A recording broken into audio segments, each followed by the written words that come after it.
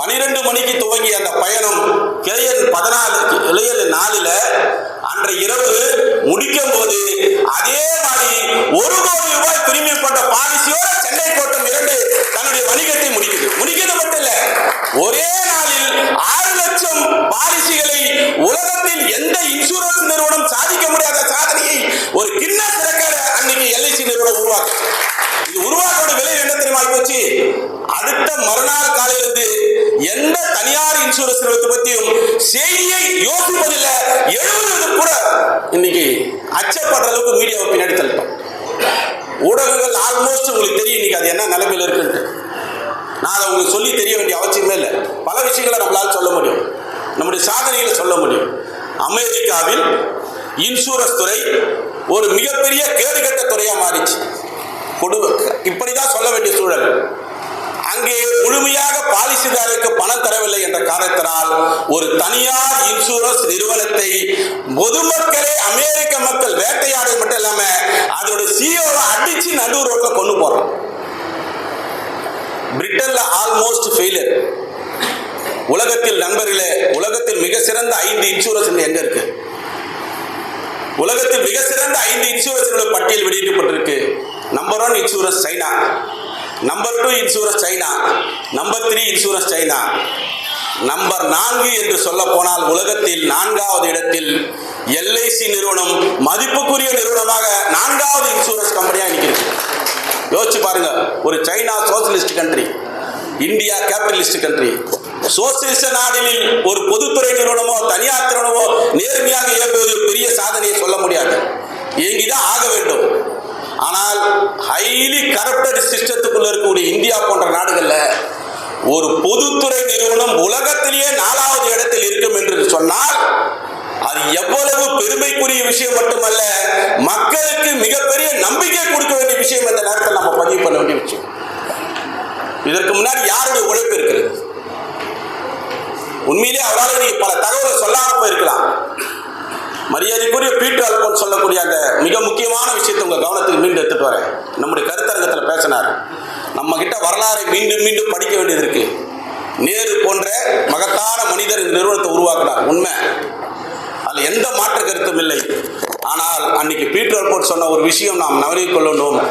நேரு தன்னுடைய மனைவியோடு பேசி பிரிந்து சிரித்த காலங்கள் என்பது தன்னுடைய ஒட்டுமொத்த வாழ்க்கையில் வெறும் 19 நாள் தான் தன் குடும்பத்துக்கு செலவிட்ட ஒரு மகத்தான தலைவர் ஜவஹர்லால் நேரு. மற்ற நாட்கள் ஆண்டுகள் அனைத்துமே இந்திய தேசத்துக்காக கொடுத்தவர், இந்திய தேசத்துக்காக கொடுத்த தலைவர். இன்னைக்கு நின்னா தப்பு உட்காந்தா தப்புன்னு அவரை பத்தி நீங்க நிறைய தப்பான விஷயங்களை பேசுறோம். இன்னைக்கு இந்த கவர்மெண்ட் வந்ததுக்கு அவரை பத்தி பேசக்கூடிய விஷயங்கள் தவறா இருக்கு. அவர் ஒரு சிகரெட் பிடிக்கிற ஒரு புகைப்படம் இருக்கு, நிறைய பேர் பார்த்துருப்பீங்க. அது உலகத்தில் பிரசித்தி பெற்ற ஒரு புகைப்படம். மவுண்ட் பேட்டன் பிரபு அவருடைய மனைவி இவர் பேசிக்கிட்டு அந்த புகைப்படத்தை பேசுவார்.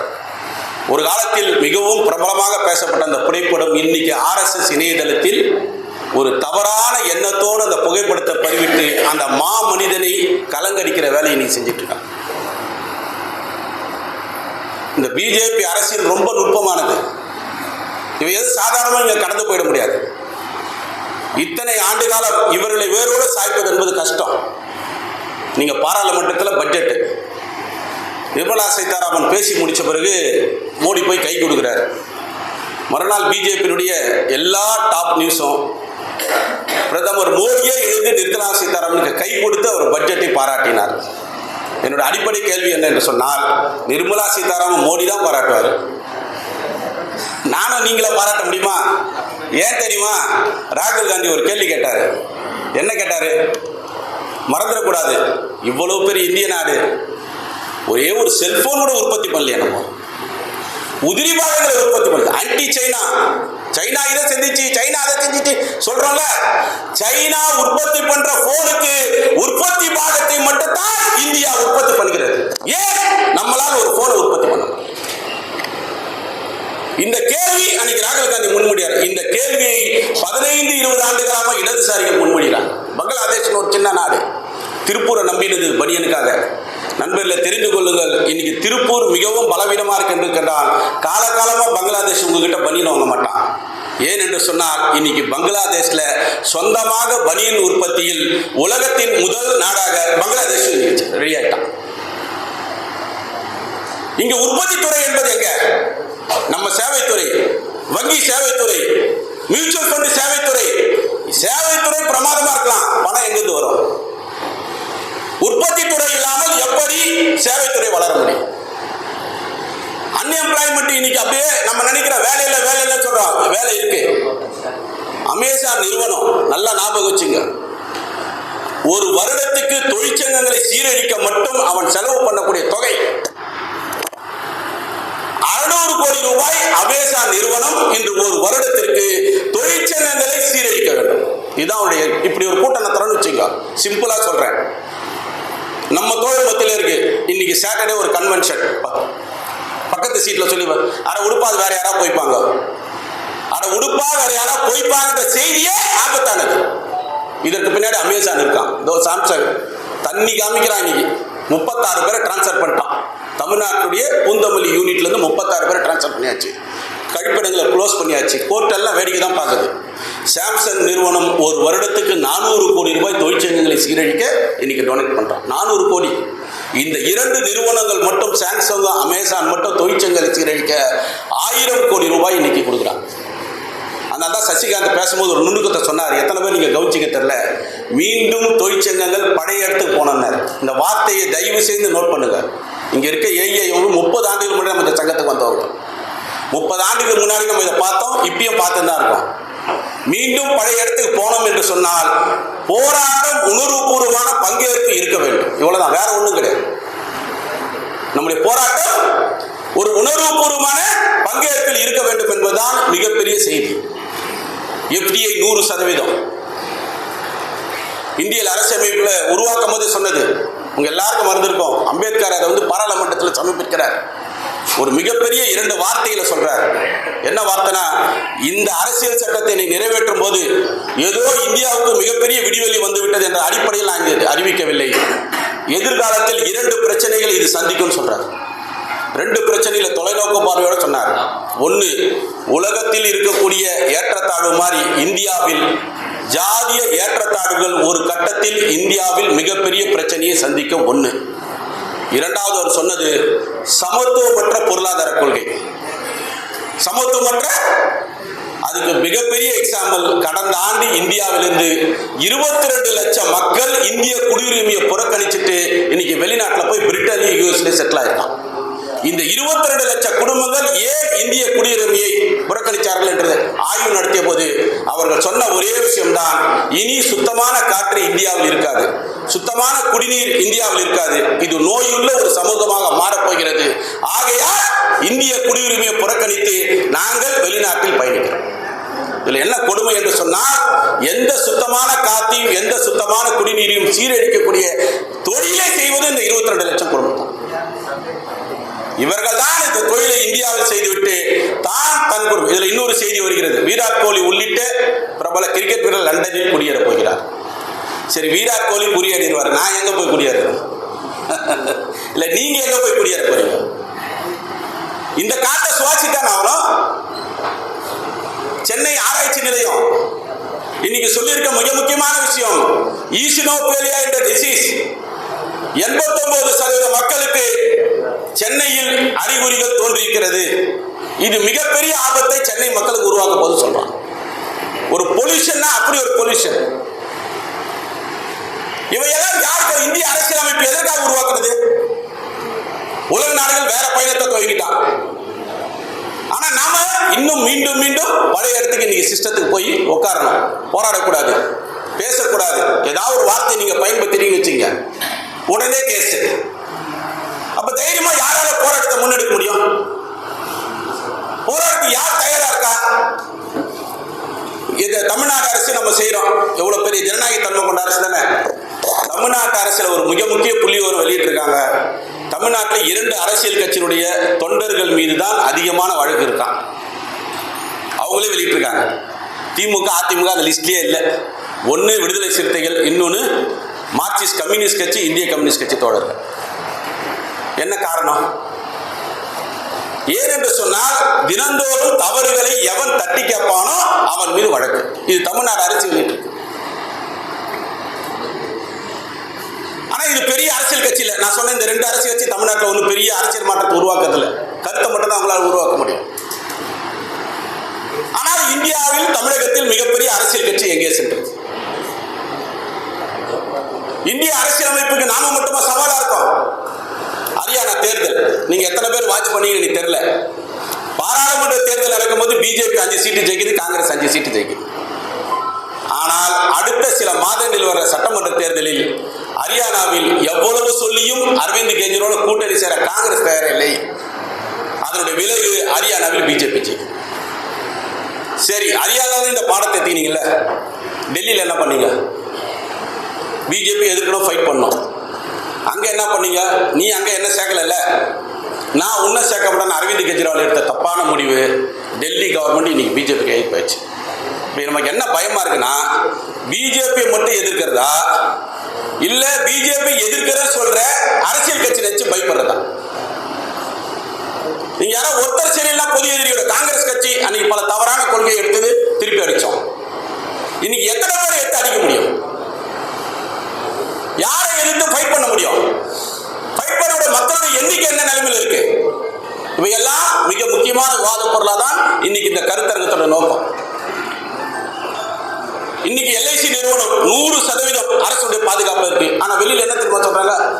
நீங்க தனியார் நிறுவனம் எஃப்டிஐ நம்ம சொல்ற ஃபாரின் டைரக்ட் இன்வெஸ்ட்மெண்ட், வெளிநாட்டு முதலீடு 100% வரலாம்னு சொன்னா, ஆனால் படித்தவர்கள் மத்தியில் என்ன கேம்பெயின் போகிறது என்றால் எல்ஐசி தனியாருக்கு கொடுக்கப்பட்டு விட்டது. எல்ஐசி தனியாருக்கு கொடுக்கப்பட்டு விட்ட செய்திதான் மேலும். யாருக்குமே எல்ஐசி நிறுவனத்துடைய அந்நிய முதலீடு 100% தான்.